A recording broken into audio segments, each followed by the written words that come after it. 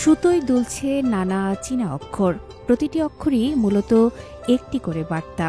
চীনের ঐতিহ্যবাহী lion dance, চীনা সুরের গান, প্রাচীন ঘরানার নাচ এবং সিচুয়ান অপেরা সহ ঐতিহ্যবাহী চীনা সংস্কৃতির নানা পরিবেশনায় আরও গভীরভাবে জানা যায় চীন সম্পর্কে।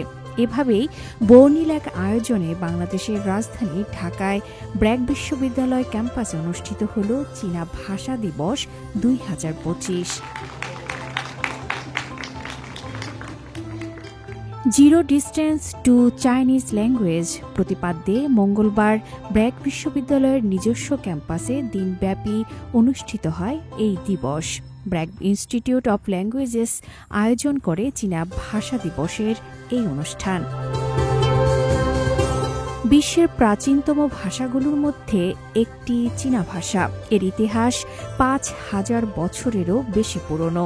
বিশ্বের বহুল ব্যবহৃত এবং জাতিসংঘের 6টি অফিসিয়াল ভাষার মধ্যে একটি চীনা ভাষা। সংস্থাটি 2010 সালে 12 নভেম্বর প্রথম চীনা ভাষা দিবস উদযাপন করে। বাংলাদেশে উদযাপিত ভাষা দিবসের অনুষ্ঠানে বিশেষ অতিথির বক্তব্যে বাংলাদেশে অবস্থিত চীনা দূতাবাসের কালচারাল কাউন্সিলর লি শাওফেং বলেন, চীনা ভাষা শুধু যোগাযোগের মাধ্যম নয়, এই ভাষার প্রতিটি অক্ষরই সভ্যতার বাহক। প্রেসিডেন্ট শি জিনপিং দীর্ঘদিন ধরে একটি উন্নত বিশ্ব নির্মাণে সভ্যতাগুলোর মধ্যে সংলাপের গুরুত্বে জোর দিয়ে আসছেন। ভাষা ও সংস্কৃতির আদান প্রদানের মাধ্যমে বাংলাদেশ ও চীনের বন্ধুত্ব আরও উচ্চ স্তরে উন্নীত হবে। আমি মনে করি ব্র্যাক বিশ্ববিদ্যালয় হবে বাংলাদেশ ও চীন বন্ধুত্বের উচ্চ স্তরে উন্নীত করার অন্যতম প্ল্যাটফর্ম। সম্প্রতি বাংলাদেশের উপদেষ্টার চীন সফর প্রসঙ্গ উল্লেখ করে তিনি বলেন, চলতি বছর চীন ও বাংলাদেশের কূটনৈতিক সম্পর্কের 50তম বার্ষিকী, দুই দেশের জনগণের বিনিময় বর্ষ।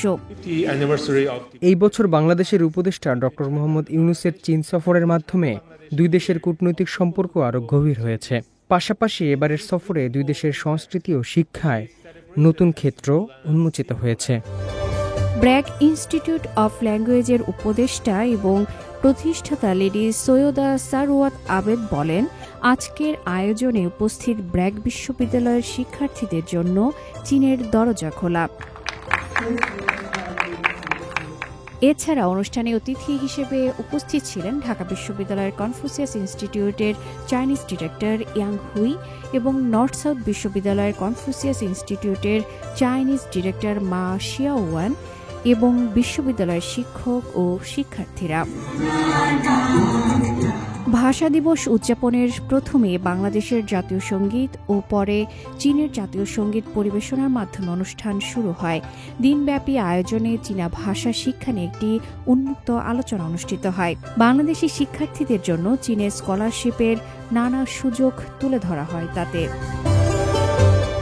বাংলাদেশে চীনা শিক্ষার স্থিতিশীল প্রচার, উন্নত মানের চীনা শিক্ষা প্রদান এবং এই অঞ্চলের মানুষের মধ্যে একটি ভালো চীনা ভাষা শেখার সুযোগ প্রদানে প্রতি বছরই নানা কর্মসূচির মাধ্যমে বাংলাদেশে পালিত হয়ে আসছে চীনা ভাষা দিবস।